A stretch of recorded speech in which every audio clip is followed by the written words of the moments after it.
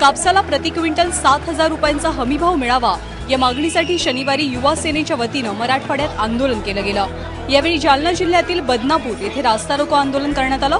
रस्त्यावर कापूस जाळून यावेळी युवा सेनेच्या कार्यकर्त्यांनी सरकारी धोरणांचा निषेध नोंदवला।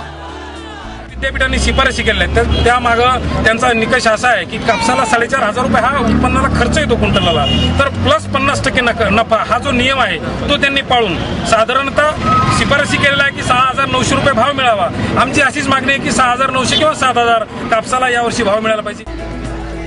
राज्यात सध्या कापसाला प्रति क्विंटल 4,500 रुपयांच्या आसपास दर मिळतोय।